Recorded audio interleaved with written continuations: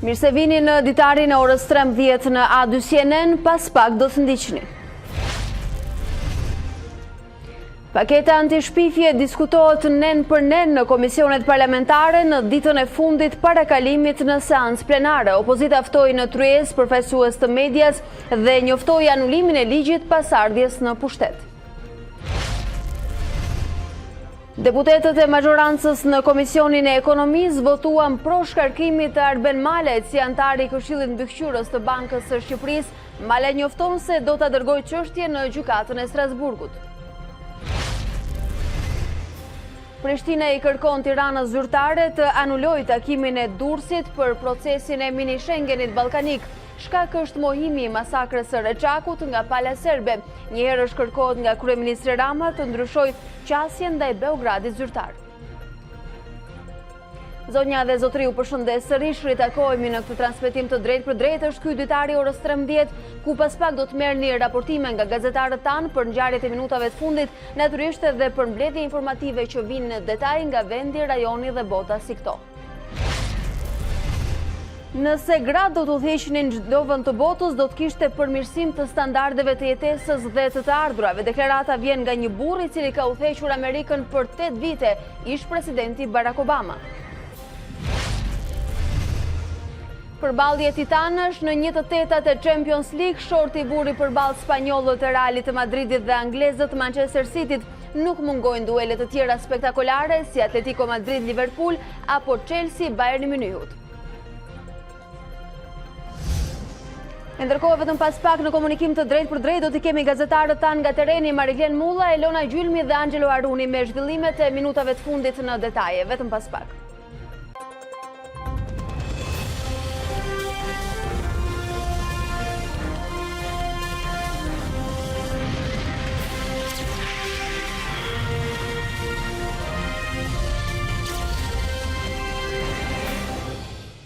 Me të rejat nga aktualiteti, një agenda ngjeshur e ditës së sotme, nisim me vendimin e Këshillit të Ministrave, i cili ka propozuar Kuvendit zgjatjen deri në fund të muajit mars të gjendjes së fatkeqësisë natyrore pas tërmetit të 26 nëntorit. Komisioni i Sigurisë diskuton pikërisht sot për këtë pikë dhe kolegu Mariglen Mulla na sjell më shumë detaje pak minuta para se të nisë edhe diskutimi në komision. Mariglen, mirë se erdhe. Pse kërkohet shtyrja e gjendjes së emergjencës deri në muajin mars?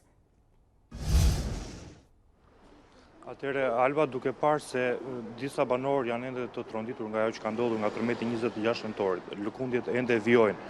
Gjithashtu dhe kërkohet një ndërhyrje, një prezencë e strukturave të shtetit në terren. Këshilli i Ministrave i ka propozuar Kuvendit të Republikës së Shqipërisë zgjatjen e afatit, ashtu siç e thatë edhe ju pak më parë, deri në fund të marsit, deri në 31 mars, afati i cili ky do të përfundonte në fund të dhjetorit, pra një muaj nga tragjedia, nga katastrofa natyrore.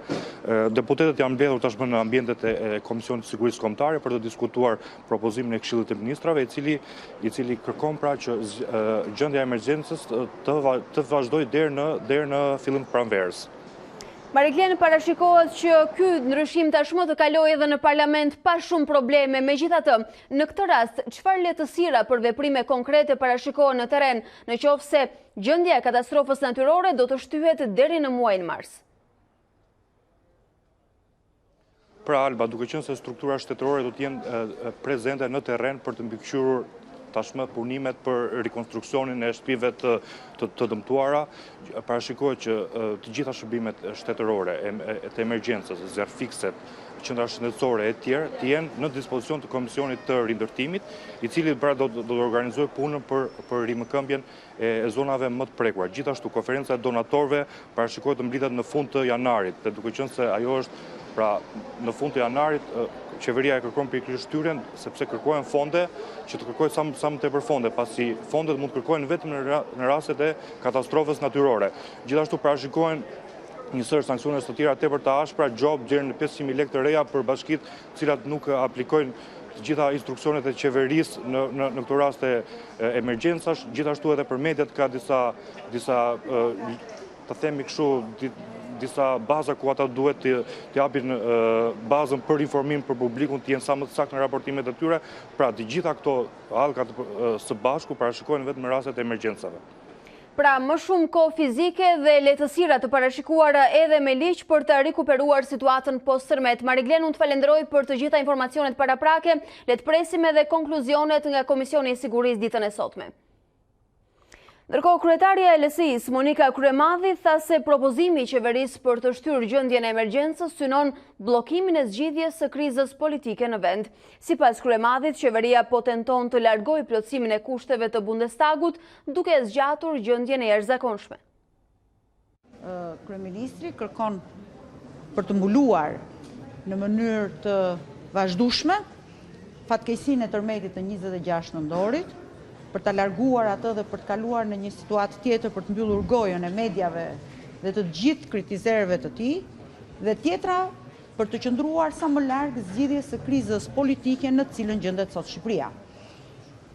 Kërkesat e qeverisë sot dhe të kryeministrit Rama nuk janë gjë tjetër veçse një largim ndaj 9 kushteve të Bundestagut, nuk janë gjë tjetër veçse një largim nga problemet që ka sot Shqipëria, duke filluar me atë që është më e rëndësishme që në pranverë Komisioni Evropian kërkon që të eci përpara me hapjen dhe çeljen e negociatave për Shqipërinë së bashku me Maqedoninë, por mënyra se si zoti Rama kërkon të zvarrisi dhe të largojë sa më larg Shqipërinë nga Bashkimi Evropian nuk është gjë tjetër, sepse tashmë me që kuptojmë ne, zoti Rama ka një agjendë politike anti-europiane, ka një agjendë politike anti-shqiptare. E ndërkohë, Instituti i Ndërtimeve shpalli të pabanueshëm 7 pallate banimi në qytetin e Laçit, ndërsa gjatë ditës së sotme ka nisur edhe shëmbja e tyre, pasi ishin konstatuar me dëmtime serioze të pariparueshme që nuk mund të siguronin qëndrueshmërinë fizike të godinave. Konkretisht, IKMT do të shemte pallatet numër 125, 126, 127, 129, 130, 31 dhe 133 në lagjen numër 4 të Laçit. Procesi i shëmbjes së godinave po monitorohet edhe nga forcat e policisë, ndërsa banorët do të sistemohen në ambiente të tjera deri në ndërtimin e ndërtesave të reja.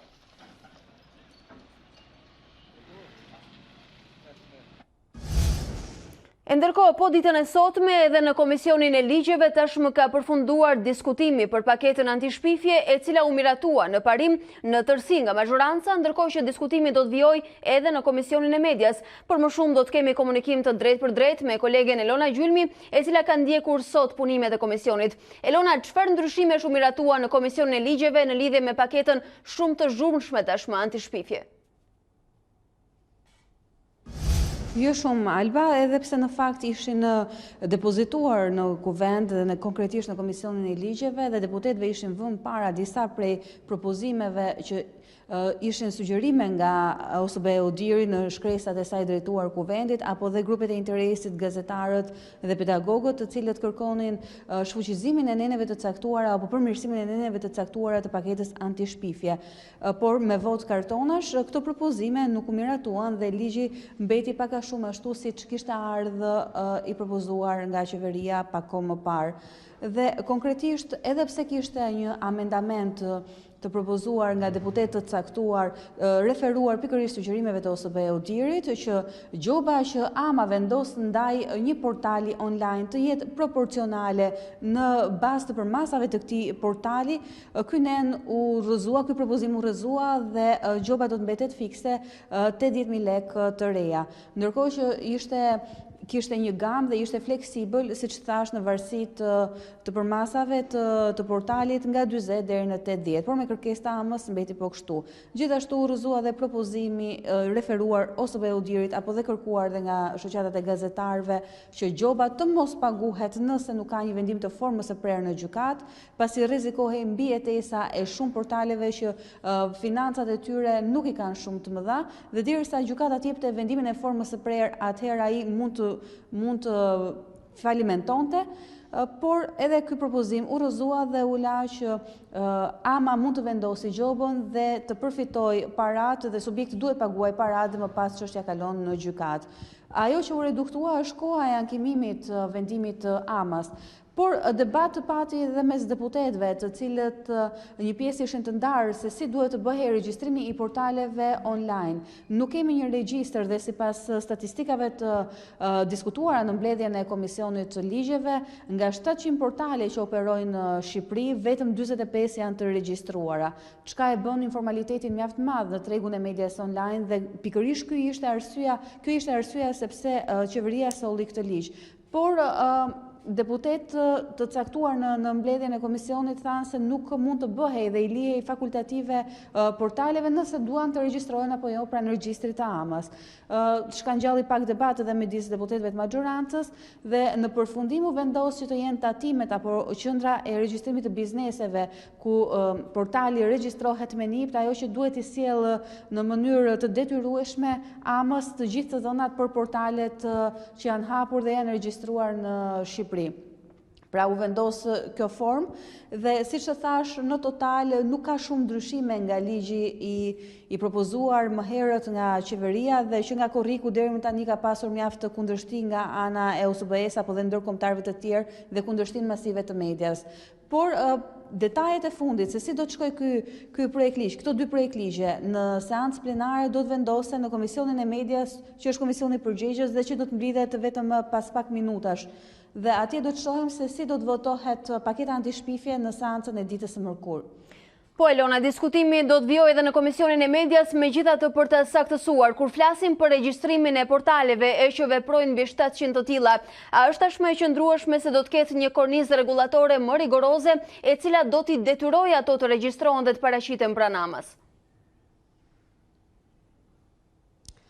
Alba, pikërisht kjo ka qenë teoria me cilën maxhoranca, qeveria pati argumentuar këtë nismë, por me sa duket kjo ishte një ndër pikat që edhe vetë deputetët e maxhorancës i habiti. Fakti që në nene ishtin përcaktuar që i lihet fakultative portaleve regjistrimin apo jo. Por ata që regjistrohen do të kenë lehtësira të tjera fiskale, çka e bën më tërheqëse sipas maxhorancës që vetë portalet të regjistrohen në mënyrë vullnetare, pra i lihet deri diku vetë rregullim në këtë sektor, pra formalizimi i tyre. Por saktësohet që duhet të jenë organet e tjera, strukturat e tjera dhe jo ama ajo që duhet të bëj regjistrimin e këtyre portaleve. Pra është një amulli dhe siç thash nuk ka shumë që është ndryshuar nga varianti fillestar i qeverisë. Dhe me sa duket do të kemi dhe debatet e tjera për aq kohë sa dhe presidenca ka paremruar se do ta rrëzohet, paktën burime me të cilat unë kontaktova pak më parë. Elona, do na duhet të presim për fazën finale dhe formën që do të marrë paketa antishpifje. Unë të falenderoj për të gjitha detajet që solle për ne.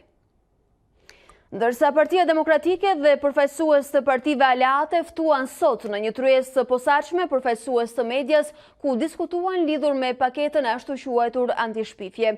Në nisje të diskutimeve në këtë tryezë, kryedemokrati Basha njoftoi se opozita nuk do ta njohë atë dhe nëse ajo miratohet, demokratët do ta anulojnë kur të marrin pushtetin. Basha akuzoi maxhorancën se ka ndërmarrë një ofensiv të pandërprer kundër medias, gazetarëve dhe lirisë së shprehjes. Nga ana tjetër, edhe ai pranon se historia e PD-s me median nuk ka qenë roz. Të vetëdijshëm edhe për mangësitë tona dhe për problemet tona, edhe sot si opozit, edhe dje si qeverisje, synimi ynë, objektivi ynë është t'i japim vendit, jo vetëm një kuadër ligjor, por dhe të gjitha instrumentet për të mbyllur një herë e përgjithmonë derën e hambarit të shëmtuar të tranzicionit sa e përket lirisë medias, dhe për ta zhvendosur median dhe lirinë e shprehjes përfundimisht në hapësirën europiane. Pa diskutim që nëse çmenduria çohet deri në fund ditën e premte nga parlamenti i cunguar dhe i legjitim, opozita jo vetëm nuk do ta njohë, por do të bëj çdo gjë që sa më shpejt, sapo të ketë mundësinë dhe përgjegjësinë e qeverisjes, ta zhbëj këtë legjislacion, ndërkohë që do të ndërmarrë të gjitha hapat e nevojshëm në bashkërendim me ju, me shoqatat ju përfaqësojnë, brenda dhe jashtë vendit, për të pezulluar, sprapsur dhe anulluar çdo masë tillë arbitrare. E vetëm pak minuta më parë ka qenë dhe Komisioni i Ekonomisë që ka miratuar propozimin e ardhur nga qeveria për shkarkimin e Arben Malajt nga bordi mbikëqyrës i Bankës së Shqipërisë. Ky vendim tashmë i kalon kuvendit për miratim. Është kolegu ynë Angelo Aruni, i cili ka ndjekur diskutimin, por edhe përballjen e sotme të zotit Malaj. Angelo, çfarë vlen për t'u veçuar nga dita e sotme?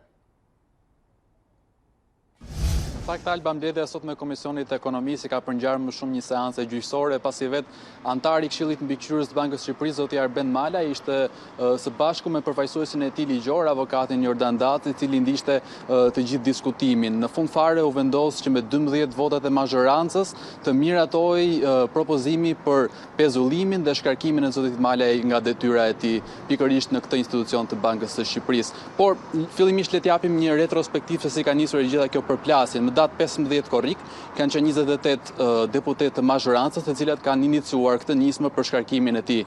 Por për shkak se Banka e Shqipërisë, i cili ishte institucioni i cili mund të propozonte pikërisht kuvendit për shkarkimin e zotit Malaj, nuk u shpreh nga 2 muaj deri në 2 muaj pas kësaj kërkese ligjore, atëherë u detyrua që të ishte kryeministri Rama i cili të propozonte dhe të rekomandonte këtë shkarkim pikërisht në kuvend, dhe çka ka sjellë edhe seancën e sotme dëgjimore me zotin Malaj. Në fakt deputetët e mazhorantës thuajse nuk kanë folur fare gjatë kësaj mbledhje, gjithë diskutimi ka qenë midis zotit Malaj, avokatit të tij dhe deputetëve të opozitës.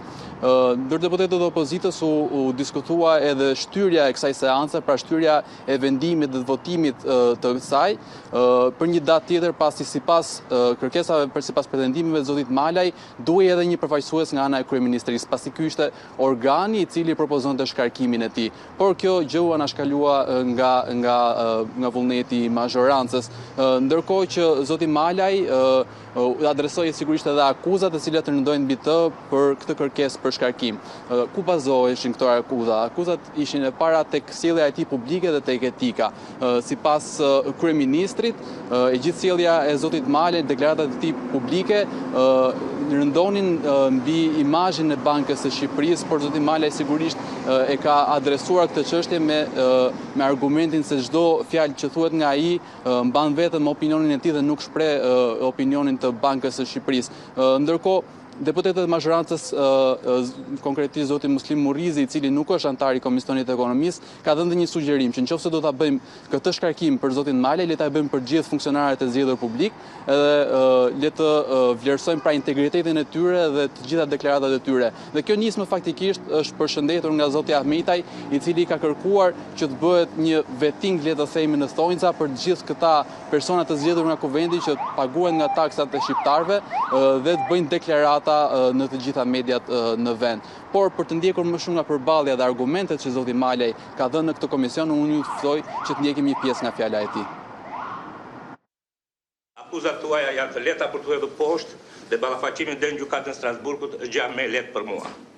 Lidhur me akuzat tuaja, që janë përmbledhur në mënyrë të fotokopjuar nga një dokument në tjetrin, ju sqaroj se ka 2 kolona ku më akuzoni. E para se nuk pas kam qenë publik për të sqaruar pavarësinë e Bankës Reale Shqipërisë apo të edukoja më mirë popullit. Akuzoni se nuk pas kam qenë prezent në media për problemet ekonomike. Nuk ka pas muaj ku nuk jam shprehur për zhvillimet ekonomike të vendit tim. Politikat monetare dhe fiskale sot në kohët moderne nuk janë më aritmetik. Prezenca ime publike ka qenë maksimale në analizën e ekonomisë dhe të zhvillimit të vendit tim. Që për politikat monetare, që për politikat fiskale, kam qenë publik me debatin që Banka Qendrore e Shqipërisë nuk duhet vonohet, që të mbështes ligjin për mbrojtjen e konsumatorëve të vegjël, pasi tregjet financiare, ku përfshihen tregjet e bankare, kanë riskun potencial, tamam se ato filmat e Hollywoodit me krizën e 2008-s. Dhe ka 2 vjet që vonohet e komisioni juaj që duhet ta kishte në raportin e monitorimit, rri edhe flet dhe pastaj merret se sa herë kam dalur në media dhe çfarë kam thënë unë. Ju të paktën si komision, sepse është detyra juaj, unë kam drejtuar atë komision zoti Ahmetaj, dhe Banka e Shqipërisë në bazë të 161 të Kushtetues së Shqipërisë është institucion kushtetues.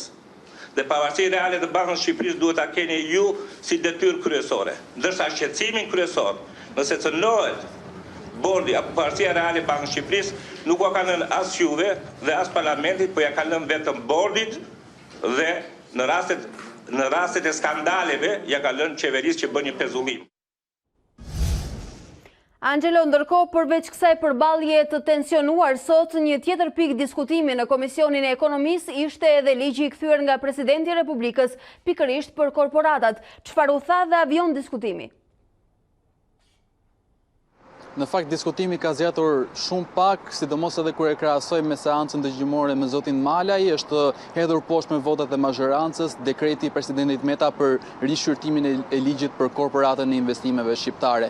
Aty ku bazoi presidenti Meta në kthimin pas të këtij ligji ishte fakti se ai krijonte një avantazh të padrejtë të kësaj shoqërie aksionere e cila do të jetë korporata e investimeve shqiptare në tregun e sipërmarrjes në Shqipëri. Po ashtu ai argumentonte nëse është realisht nevoja apo jo për të pasur një ligj të tillë, një ligj i cili do të mundsonte qeverisë përmes kësaj kompanie private të administronte të gjitha pronat shtetërore, të krijonte biznese, të shfrytëzonte këto prona për të ngritur sipërmarrje dhe për të gjeneruar fitime prej saj. Po ashtu zoti Metaj në listën e tij shpjeguese për arsyet e kthimit të këtij ligji shpjegonte edhe mbi punën e bërë nga kuvendi, punën e bërë nga çdo komision, nëse i ka adresuar apo jo në mënyrën e duhur të gjitha ndryshimet që do të cillte ky ligj i ri.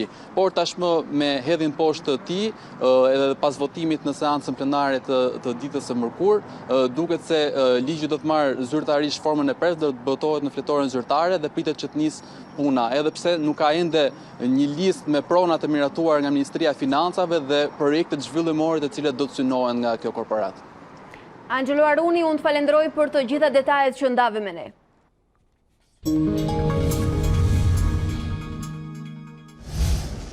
Dhe bashkë rikthejmë vëmendjen tek të rejat që vinë nga politika e rajonit, më konkretisht mbetemi në Kosovë. Prishtina i ka kërkuar Tiranës zyrtare të anulojë takimin e Durrësit për procesin e mini Schengenit ballkanik. Shkak është mohimi i masakrës së Reçakut nga pala serbe. Njëherësh kërkohet nga kryeministri Rama të ndryshojë qasjen ndaj Beogradit zyrtar. Partitë politike të Kosovës i kërkojnë Shqipërisë që të ketë një qasje tjetër ndaj Serbisë. Prishtina i bën thirrje kryeministrit Edi Rama që të anullojë samitin e Durrësit mes 3 shteteve, Shqipërisë, Maqedonisë së Veriut dhe Serbisë, për themelimin e asaj që cilësohet si mini Schengeni ballkanik.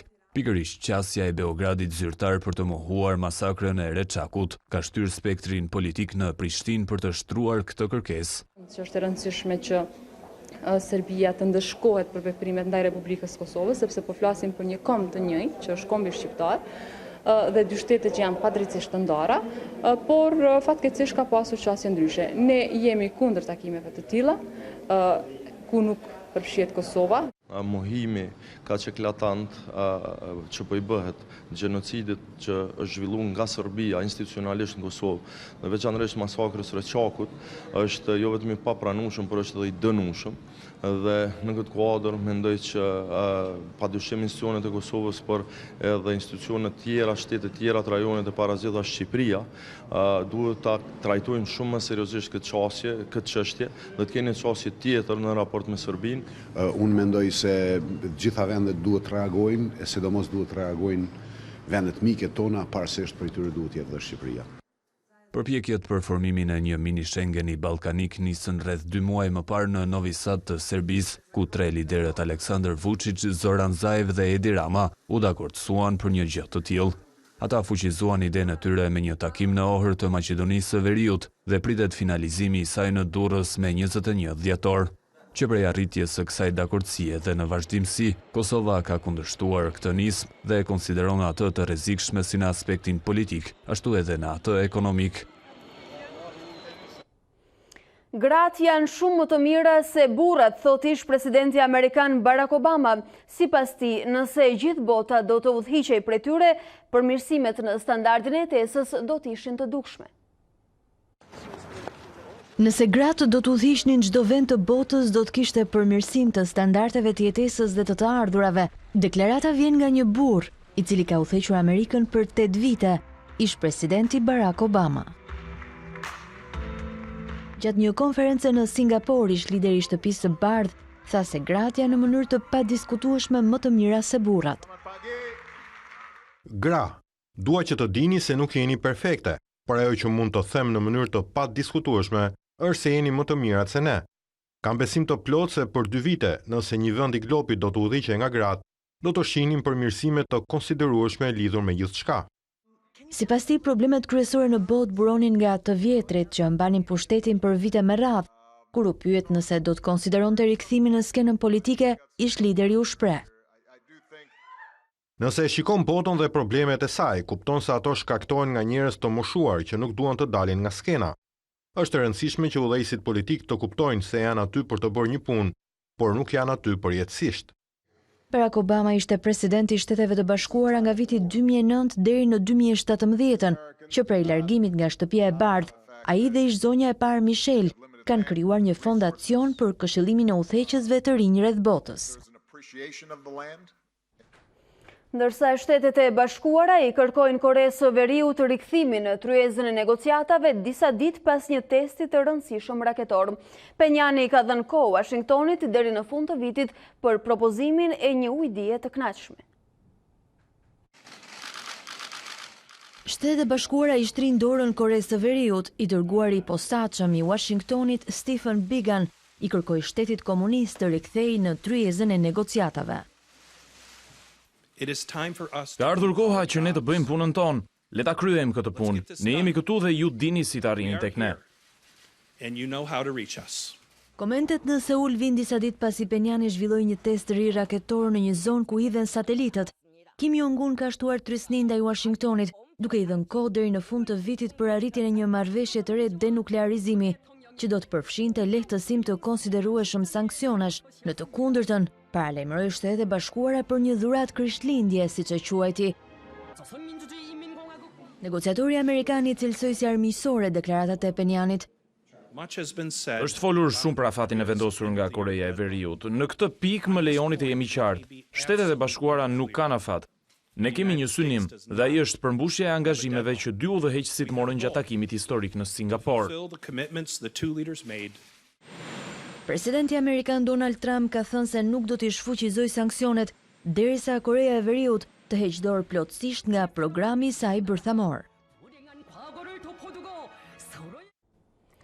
Prej disa ditësh, India është përfshirë në trazira të rënda për shkak të një ligji për shtetësinë të bazuar në besimin fetar.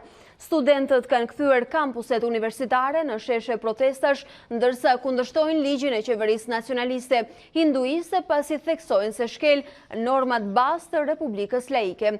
Studentët qelluan policinë me gurë, ndërsa kjo e fundit u kundërpërgjigj me gaz lotësjellës.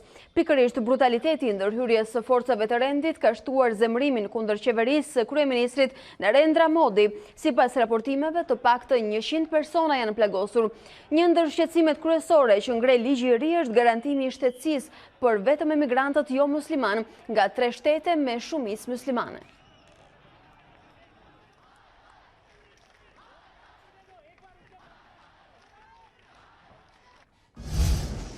E ne rikthehemi edhe njerë prioriteteve nga aktualiteti. Janë avokatët penalistë të cilët kanë vendosur të vijen në shërbim të subjekteve të prekura nga tërmeti. Tashmë ata do të ofrojnë shërbim pro bona, duke ofruar të gjitha shërbimet falës për viktimat e tërmetit të 26 nëntorit. Shoqata avokatë dhe penalistë kërkoi gjithashtu që amnistia e parashikuar për këtë fundvit të shërbejë për të shmangur mbi popullimin në sistemet e vuajtjes së dënimit. E ndjekim për pak materialin e përgatitur dhe rikthehemi në studio me zotin Sajmir Vishaj. Duke ndjerë dhimbjen e madhe të fatkeqësisë së tërmetit të datës 26 maj ku humbën jetën 51 viktima, por me qindra apo një numër i pa identifikuar akoma kanë ndetur pas 3, ne sot nga kjo foltore, të gjithë avokatët penalistë do të jenë avokatët e viktimave pro bono, pra të gjithë personat që kanë pësuar dëm njerëzor që do të jenë në subjekt procedimi penal në hetim apo në gjykim në bazë fatkeqësive që ata kanë, gjithë avokatët penalistë në Tiranë, në Durrës, në Laç, në Fushkruj, në Lezhë, kudo ku janë subjektet si viktima, qoftë akuzuese apo viktima në çështjet penale që do ngërë prokuroria e përgjithshme ose prokurorit pranë rrethave gjyqësor, të gjithë avokatët penalistë do afrojnë pro bono, pra avokat pa pagesë në ndihmë të gjithë viktimave që në fazën e hetimit, në gjykim edhe në gjitha çështjet civile që do të kenë me sipërmarrësit ose me fajtorët të cilët na sollën këtë tragjedi përveç faktorit natyrë. Mendoj që një amnisti e përfolur një vit përpara, 2 vjet, nuk ka përse të hezitojë. Ne kërkojmë jo amnisti për të liruar 100 apo 200 të paraburgosur, por të ulim mbi popullimin e burgjeve në radhë parë. Së dyti, nuk edhe ata janë njerëz. Ne duhet të nxitojmë, mos i japim asnjë ngjyrë politike amnistisë, po të bëjmë një amnisti gjithëpërfshirëse, që gjithë personat që kanë nën 2 vite burgim të dalin në kuadrin edhe të kësaj frike, sepse jemi njerëz në radhë të parë. Për gabimin është nënshkuar. Nuk mund të mbajmë një person që është dënuar 5 vjet, është dënuar 10 vjet, edhe pse i ka ngelur 1 vit pavarësisht veprës penale që ka kryer. Avokati Sajmir Vishaj, kryetari i shoqatës së avokatëve penalistë, është bashkuar tashmë me ne në studio. Mirë se vini, zoti Vishaj. Mirë se vini. Propozime interesante me vlerë për më tepër një propozim dhe shërbim krejtësisht human. Për viktimat e tërmetit të 26 nëntorit jeni ju, avokatët penalistë, që keni marrë këtë vendim të rëndësishëm. Ne sapo e komunikuam pro bona, shërbim e falës. Çfarë do të thotë? Atëre, rreth 1300 avokatë që janë gjithë anëtarët e shoqatës së avokatëve penalistë, me ndryshimet e reja që ka pësuar kodi procedurës penale, me hyrjen në fuqi të ligjit 35 të vitit 2017, përveç të pandehurit që do të ketë një avokat i ndaluar apo shoqëruari, tashmë dhe viktimat që pësojnë dëm nga vepra penale, duhet të jenë të përfaqësuar dhe të mbrojtur nga një avokat që në momentin e hetimit paraprak apo në fazën e gjykimeve. Aktualisht, në kartën e të drejtave të viktimës, në nerin 59A të kodit procedurës penale, të gjithë viktimat kanë të drejtë deri në 2 avokat të përfaqësohen në fazën e hetimit, të marrin informacion, të kërkojnë dëshkimin e subjektit, por edhe në gjykim të jenë avokatët ata që të përfaqësojnë me dinjitet të gjithë të drejta procedurale të viktimës. Ne ditën e shtunë kemi vendosur ndihmë përveç në vlera monetare që është një fatkeqësi kombëtare apo mbar kombëtare, data 26 maj ku humbën jetën 51 persona, ndërkohë që janë gati 800, 900 apo 1000 apo një numri pa identifikuar, të cilët qoftë personat e vdekur apo personat e dëmtuar do të kërkojnë dëmtimin e subjekteve procedurale të cilët do të deklarohen fajtor gjithmonë në bazë të procedimeve penale jo administrative në ndihmat që do t'i japi shteti ose fondacionet, por ne kemi vendosur që në të gjitha prokuroritë e rreteve gjyqësore apo gjykata e rreteve gjyqësore, Tiranë, Durrës, Laç, Fushkruj, Lezhë, ku ka viktima apo të dëmtuar nga fatkeqësia e tërmetit, ne si avokat, penalist, do të afrojmë ndihmën tonë dhe përfaqësimin në prokurori apo në gjykat falas. Pro bono është një nga mundësit përveç vlerave monetare që ne kemi afruar në mënyrë individuale,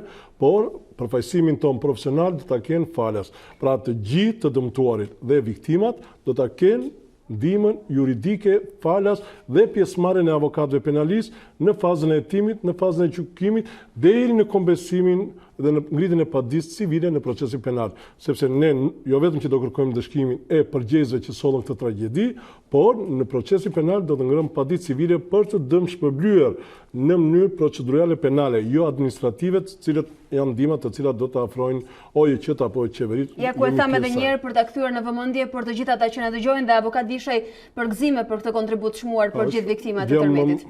Mundohemi që ta minimizojmë, po është një fatkeqësi që vlerësim për të gjithë avokatët penalistë. Ndërkohë, në eventin Togat e Arta të Zeza të 2019-s ju keni folur ndër të tjera edhe për efektet e reformës në drejtësi, ku vlerësoni produktet e para që ka dhënë duke i lidhur ngushtë edhe me raportin që kanë avokatët me produktet që ka dhënë deri më sot vetingu. Çfarë ndryshon konkretisht në punën tuaj, avokat Vishaj? Atëre, risia dhe një nga produktet që neve arritëm në këto 3 vjetë të reformës në drejtësi, nuk ka të bëj vetëm me subjektet e rivlerësimit, pra që po largohen disa prokurorë dhe gjyqtarë, të cilët nuk plotësojnë një nga kriteret për cilat ata rivlerësohen nga KPK-ja, por unë mendoj dhe duhet të jemi optimistë të ngjallim një kënaqësi tash tek gjithë qytetarët që është e prekshme zgjedhja e prokurorit të ri të përgjithshëm. Për herë të parë, mbas viteve 90, kemi një prokuror të përgjithshëm jo politik. Pra, politika kësa radhe nuk ka tentuar as të votoj as kërkën të cilët ka vëmendjen e opozitës apo të opozitës, por ka qenë produkt i ligjeve të reformës së drejtësisë. Zgjedhja e prokurorit të përgjithshëm nga Këshilli i Lartë i Prokurorisë ishte një meritokraci. Kush doj ta besoj, unë po i them, të paktën me përvojën time 25 vjeçare, që prokurori i përgjithshëm është një produkt i jashtë kontureve politike dhe i zgjedhur me profesionalizëm, ku avokatët për herë të parë ato probleme që kemi pasur në gjatë hetimet paraprake apo në gjykim deri mos ardhin e prokurorit në sallë të gjyqit, mendoj që prokurori i përgjithshëm nëpërmjet udhëzimeve dhe urdhrave të tij, sepse tash ka një rol dhe më shumë administrativ, procedurial se sa një moment urdhrues, besoj që do të kemi risi. Aq më tepër në ngritjen e akuzave, në fillimin e procedimeve penale, urdhrat e udhëzimit e një prokurori profesional do të jenë të detyrueshëm për të zbatuar nga ana e prokurorëve. Pra, ju besoni se kredibiliteti i prokurorit përgjithshëm dhe natyra jo politike, figura e tij madje pa hyrë ende në zyrë, shkoi më një në vend ngjarje. Dhe kjo do të influencojë të gjitha hallkat e sistemit drejtësisë sipas jush. Unë mendoj që serioziteti, profesionalizmi, integriteti i prokurorit të përgjithshëm do fillojë të shtrihet deri tek prokurori më i thjeshtë. Kemi shumë prokurorë të cilët lënë për të dyshuruar, nuk kanë lexuar një roman në jetën e tyre, nuk kanë lexuar një libër post universitar, por kemi dhe prokurorë shumë të mirë, por mendoj që një prokuror i përgjithshëm ka atë figurën e një personi i cili me të drejtë do përfaqësojë organin e akuzës. Zoti Vishe, çfarë modifikon reforma në drejtësi dhe produkte që ne sot kemi mbi tavolinë, ndërkohë që reforma vazhdon për pozicionin e avokatit? Ligjet procedurale ose ligjet penale materiale, të cilët kanë dalë në kuadrin e 7 ligjeve mbas reformës në drejtësi, sollën një risi të re në ndryshimet e kodit procedurës penale, sollën afate të reja procedurale ku tashmë i pandeuri apo personat në hetim apo personat që atribuohen vepra penale ndihen më të sigurt, pasi nuk është më prokurori i rrethit ai që udhëzon apo urdhëron një prokuror sektori. Prokurorët janë të pavarur në vendimarrjen e tyre që në momentin e ndalimit, arrestimit, apo caktimit të masës sigurimit, apo të masës dënimit të kërkuar, edhe pse nuk është atribues i tyre, por që të mbrojnë një akuzë, ata do të thotë që sot ligji i ri na jep mundësi që në fazën e hetimeve paraprake, avokatët me anë të kërkimeve të tyre ta vënë prokurorin me shpata mbas murit, ku përveç provave që ai mbledh për fajësi, avokatët të garantojnë procedurën duke quar dhe prova për pavajësi. Pra tash me ligjet e reja për reformën në drejtësi, organi procedues është i detyruar të pranojë si provat për fajësi, po dhe provat për pavajësi. Pra kjo është një risi e re, që nesër kur të vete çështja për gjykim, do të thotë që dosja të ketë të gjitha provat e mundshme, të cilat vetë gjykatësi të vendos mbi bazën e provave dhe jo vetëm ta mundësime të prokurorit. Pra, le të themi lehtësi procedurale, autonomi dhe besim. Dhe ajo që është më kryesorja, përsi ne ishim një stres që kishim shumë probleme dhe gjyqtarët ishin shumë të pamëshirshëm ndaj të mitrëve. Sot i mitri nuk ka më cilësinë e të pandeurit. Sot i mitri është një person që ka konflikt me ligjin dhe atij janë siguruar të gjitha të drejta procedurale për të ruajtur intensitetin më të lartë të mbrojtjes së tij. Pra do të thotë që neve sot çfarëdo vepre penale të kryejë një i mitër nuk kemi kurrësi të themi të pandeur. Pra një fjala i pandeur që ndikon drejt për së drejti në anën psikologjike të tij, ne do ta konsiderojmë si një person që është në konflikt të ligjit, duke afruar jo vetëm avokatin pro bono ose kryesisht, domethënë falas një të mitrit, do të thotë që neve t'i afrojmë ndihmën psikologjike me një psikolog falas, do të thotë që masat e sigurimit të arrest në burg të jenë shumë të minimizuar. Pra, burgje sot në paraburgim, vetëm për ndonjë vepër penale jashtëzakonisht të rëndë që mund të jetë vrasja, vepra penale të tjera për persona që janë konflikt me ligjin që është ligji për të mitrin në kuadrin e reformës në drejtësi duhet përshëndetur. Mande ne kemi ngritur zërin që amnistia pikë së pari duhet të boshatisi. Aty do të ndalojmë. Këtë piket e keni ringritur në aktivitetin tuaj. Thoni duhet një amnisti gjithë përfshirëse. Amnistia e fundit ishte në 2016. Tashmë pritet votohet në seancën e nesërme amnistia e këtij viti. Jo, nuk është ashtu. Ende nuk ka kaluar në komisionin e ligjeve. Do duhet kalojë në fazën e diskutimit dhe prandaj ju e keni ngritur zërin. Është projekt ligj i iniciuar nga Ministria e Drejtësisë, nga qeveria, por komisioni i ligjeve duhet të bëjë shumë kujdes. Neve do të jemi aty. Jo ne, po të gjithë subjektet e interesuar, nuk mund të kemi një produkt të një amnistie për një grup individet të tashmë janë të liruar. Pra, ne do kërkojmë që amnistia në 2 drejtime të jetë gjithë përfshirëse. Pra, të krijohet një minimum prej 2 vitesh ose 3 vitesh burgim, nuk na gjen gjë për kriminalitetin ku një person dënuar 10 vite, 15 apo 20 vite burgim, që nuk ka vojtur 2 vjet, absolutisht nuk mund të themi që dalja një personi që ka kryer vepra penale nuk sjell rihabilitimin apo riedukimin e tij. Unë mendoj një natyrë e një shteti dallohet nga natyra sociale. Pra, duhet kemi një amnisti gjithë përfshirëse, ku të përfitojnë dhe gjithë pavarësisht veprës penale. Nuk mund të themi në amnistisë neve që ulim 2 vjet juve, por ti nuk përfiton nga vepra penale. Megjithatë që të jemi konkret, ju i keni parë propozimet fillestare të cilat tashmë vinë, ndonse nuk kanë kaluar ende në diskutim. Ku janë problemet kryesore dhe çfarë propozoni ju, cilat kategori konkretisht duhet përfshihen aty? Atëherë, me qoftë se një amnisti përfitojnë të gjithë personat që kanë 2 vjet burgim pa vuajtur, por ka një kriter ndalues të vepra penale. Nuk lidhet vepra penale me natyrën e amnistisë. Në qoftë se një shtet ose një organ ligjvënës që është parlamenti që ka atributin për të dhënë amnistin, nuk duhet bëj dallim te kriteret ndaluese. Te kriteret ndaluese, të cilat janë vepra penale. Mos harroni në vitin 2016 që sot në burgje kemi shumë persona për kultivim të bimëve narkotike. Janë fshatar të cilët kanë punuar me mëditje për 10 lekë të vjetra. Po ata kanë marrë dënime si në kuadrin e grupit strukturuar kriminal. Pra nga njëra anë, kultivimi i bimëve narkotike e ka, por bashkëpunimi i thjesht ose bashkëpunimi i posaçëm që është grupi strukturuar kriminal e devijon. Pra ky person nuk përfiton. Çka do të thotë që jemi përpara persona të cilët kanë nga 5, 6, 7 fëmijë, që vajtja të kesh një në burg sot, e di çfarë të kesh një në burg sot, jo vetëm subjekti i dënuari është në burg, po është gjithë familja, është gruaja me 5 fëmijë. Nëse kryefamiljari sot nuk punon, por kryefamiljari pret një trast buke për t'ia çuar atje, sepse jemi shqiptarë, nuk shkojnë me vlera monetare sot në burg familja, po shkon me ushqime. Po një çantë për të shuar një të paraburgosi ose një të dënuari sot është 50.000 lekë të vjetra, po 4 takime në muaj janë 200.000 lekë. Ju riktheni në vëmendje edhe mbi popullimin e institucioneve të vuajtjes së dënimit dhe nivelin ekonomik. E para, e dyta, mos harroni, sepse ne jemi shtet, i vetmi shtet në botë që mbyllim sytë ndaj të dënuarve shqiptar që kanë kryer vepra apo janë dënuar nga gjykata e shteteve të huaja jashtë territorit të Republikës Shqipërisë. Sot kemi në Angli, Gjermani, Itali, Francë, Greqi, madje edhe në Zvicër, në Belgjik, shumë shqiptarë, që mund të jenë 3-4.000 dhe 5.000. Kjo është shifra alarmante, që shqiptarët, pavarësisht nevojave ekonomike, kanë kryer një vepër penale. Po kjo nuk do të thotë që dënimin të cilën ai është dënuar në Belgjik, në Itali, në Francë, 10 vjet, 5 vjet, 15 vjet, vazhdoi ta kryejë në shtetin ku ka kryer vepër penale.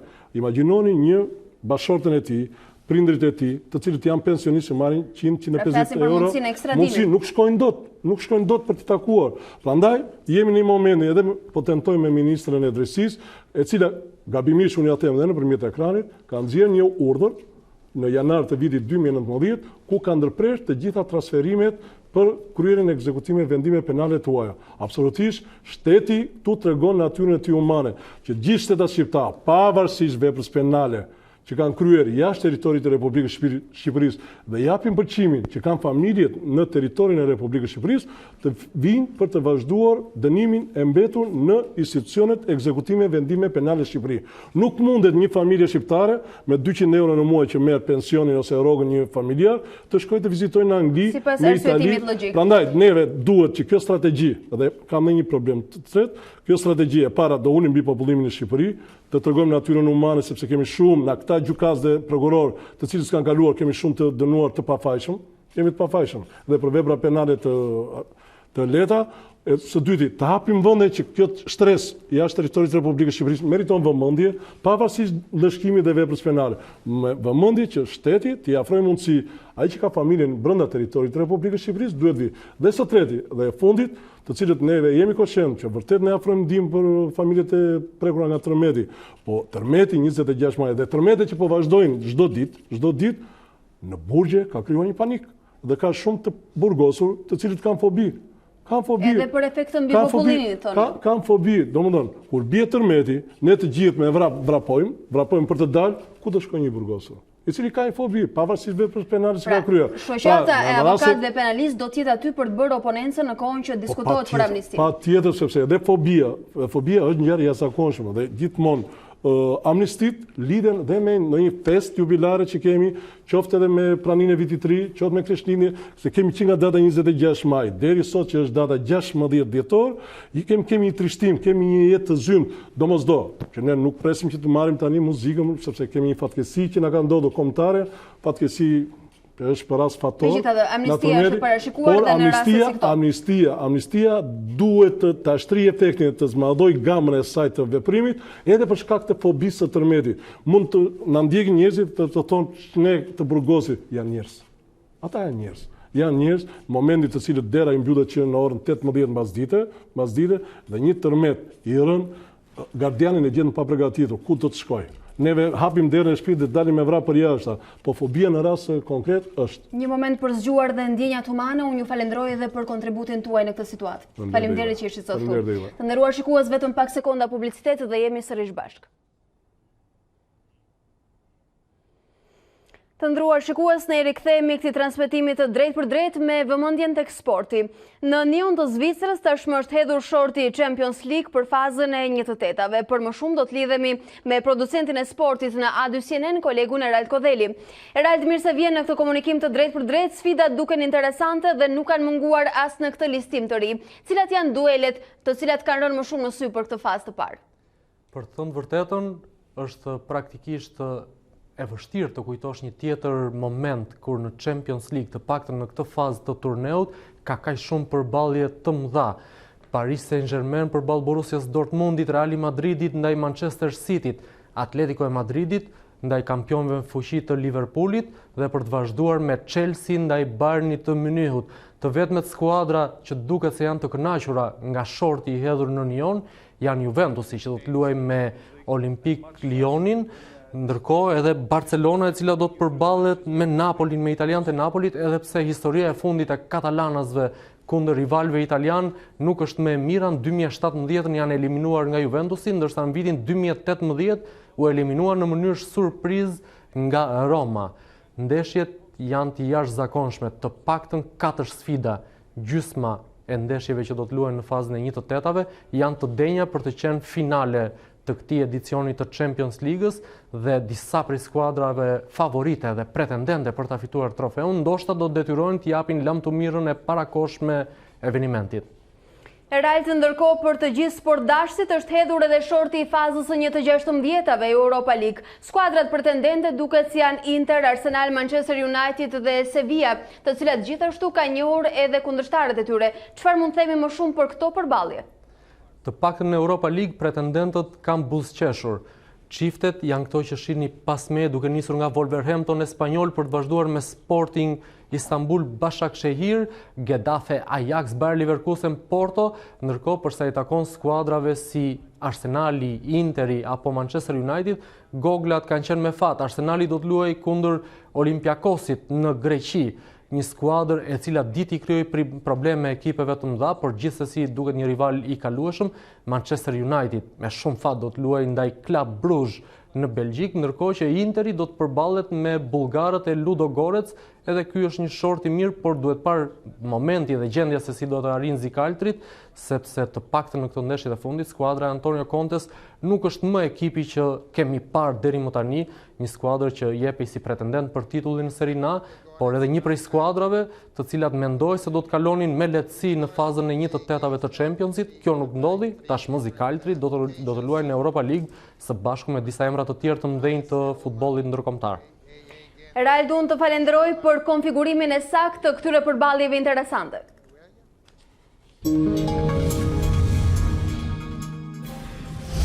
Dhe ndërkohë ne kemi arritur në fund të kësaj hapësire informative. Unë ju falenderoj që na ndoqët, bashkë ndajemi këtu për sot. Ju vazhdoni qëndroni me ekranin e A2CNN.